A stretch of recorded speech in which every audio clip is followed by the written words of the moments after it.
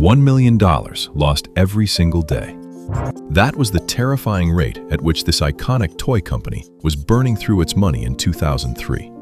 A situation that threatened the very existence of a brand loved by millions around the world. $800 million in debt, 90 days from total collapse. This was Lego in 2003. A family company, 3 generations old. It seemed on the verge of disappearing, unless something changed quickly to reverse the slide. A 3-generation family empire about to disappear, but what saved it fits in your hand. How did this happen? To a company built on one simple plastic brick, it had defined play for children everywhere.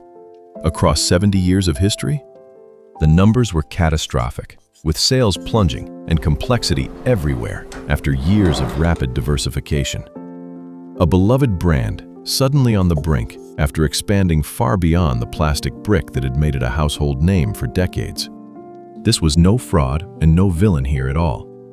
Just a company that forgot what made it extraordinary in the first place after chasing growth in too many directions at once.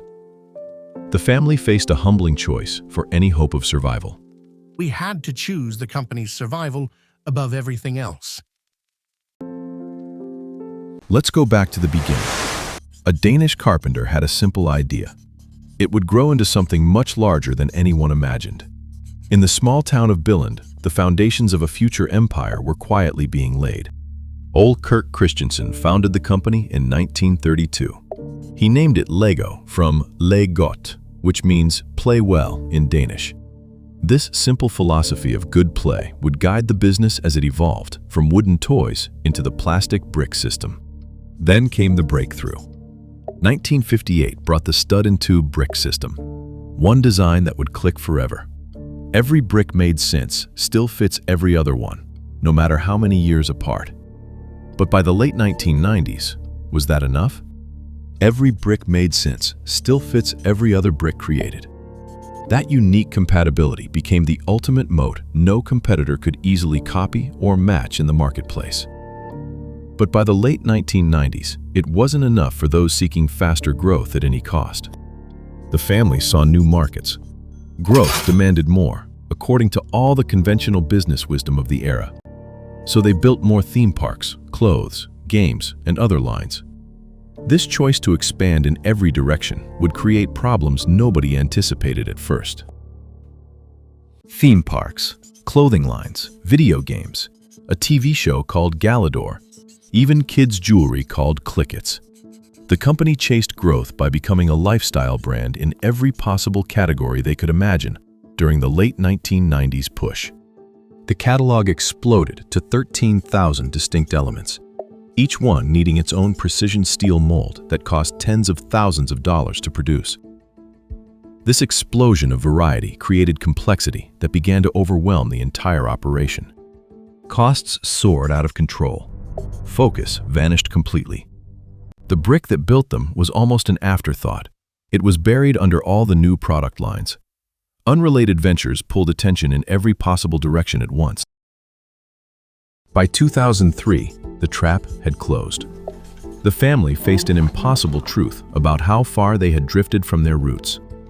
They made the humbling decision to step back from running operations after 3 generations and bring in outside leadership. We had grown too far from what we truly were. They handed day-to-day control to the first non-family CEO ever.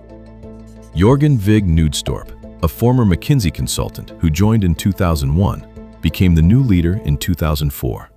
His outside perspective would prove crucial to diagnosing the real issues. His diagnosis was brutally simple after careful analysis. The problem wasn't too little innovation at all, as many assumed. It was too little focus on what had always made them special in the first place, from the very beginning. So he did the opposite of what growth theater usually demanded in such crises. He cut ruthlessly and without sentiment across the board. This subtraction strategy went against every instinct to add more, but it was exactly what the company needed. Theme parks sold off to new owners. Side businesses killed completely. The parts catalog slashed from 13,000 towards 7,000 distinct elements. These bold moves began to restore clarity, but would the radical cuts be enough to save them in time? Watch how the mechanism worked in practice. More had multiplied complexity and costs at an alarming rate across every department. Less restored clarity and focus on the brick sets that customers actually wanted to buy and build with their hands. Losses were halved in the first year under the new leadership. Profit returned the next year as the strategy took hold. The brick was back in charge of the entire company direction, with renewed purpose and clarity across all teams. They refocused on authentic building challenges, on sets kids genuinely wanted to master, rather than gimmicky options. Star Wars and Harry Potter themes brought fans back, while emphasizing real creativity and the joy of complex construction. And that compatibility moat no one could copy? It was always there, waiting to be rediscovered at the center of everything. The simple stud and tube system from 1958 remained the foundation that no competitor has ever been able to match. By 2014, the Lego Movie reminded everyone why they fell in love with the brand in the first place. It was a critical and commercial hit that reignited passion. Then, 2015 delivered the ultimate proof that the strategy had worked beyond expectations. First-half revenue hit $2.1 billion. They passed Mattel, which recorded $1.9 billion in the same period, the world's largest toy company by revenue after rising from the brink in just over a decade. But was this the peak? From 90 days from bankruptcy to #1 on Earth in just over a decade. Look at this chart. The single-line chart of performance shows a deep V-shaped recovery. It illustrates the power of their focused strategy and the return to the core product that saved them. The lesson inverted everything we think we know about growth in business. Sometimes, the boldest move is saying no to distractions and returning to basics. But was that the complete explanation for one of the greatest toy industry comebacks ever seen? A company built on one simple idea nearly died trying to be 100 things at once during its period of unfocused expansion.